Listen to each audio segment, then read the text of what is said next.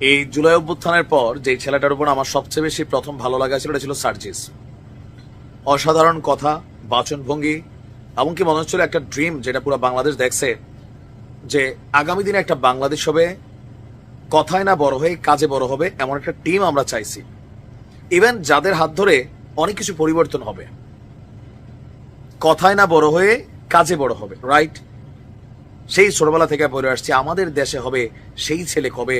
আর যখন সার্জিসদের দেখছে জনতার এক অংশ, ইয়েস এই সেই ছেলে। কিন্তু যত দিন যাচ্ছে এখানে মনে হচ্ছে এই ছেলে কি সেই ছেলে, নাকি ঋতুর সাথে রং পরিবর্তিত হয়। স্রোতের সাথে আওয়ামী লীগের সাথে আওয়ামী লীগ, বঙ্গবন্ধুর জন্য মুখ দিয়া ফেনা, আবার স্রোতের বিপরীতে আইসা পুরা গোষ্ঠী উদ্ধার করা, শেখ হাসিনার ফাঁসি নিশ্চিত করা, নির্বাচন হবে না, কেউ যদি মুখে আনে আনা যাবে না, এরকম নানান বক্তব্য, দায়ের চেয়ে আসার বড় টাইপের। এতদিন তারা ছিল সমন্বয়ক, বাট এখন সমন্বয়ক আর নাই, বৈষম্য বিরোধী নাই।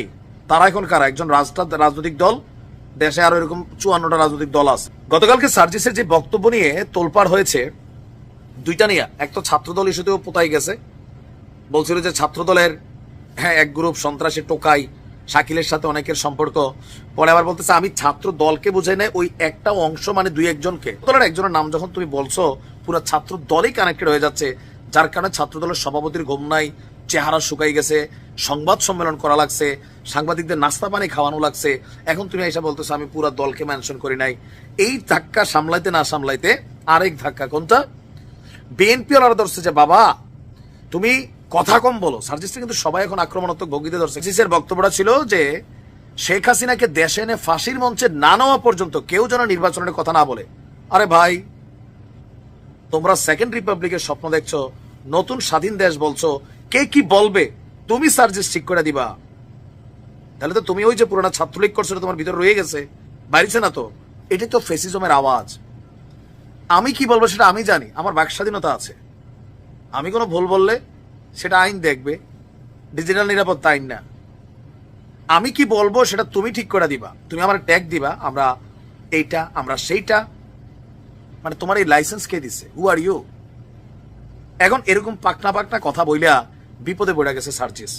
এখন এই যে বক্তব্য দিয়া ঠেলা সে সামলাইতে না পাইরা এখন সে বলছে যে এই বক্তব্যের সঙ্গে নাকি সরাসরি নির্বাচন পিছিয়ে যাওয়ার যে সম্পর্ক দেখানো হচ্ছে সেটা কখনো সেভাবে সম্পর্কিত। কোনটা কোনটা? বিএনপি মনে করছে যে শেখ হাসিনার ফাঁসি কালকে যদি গ্রেপ্তার হয় 15 বছর লাগবে।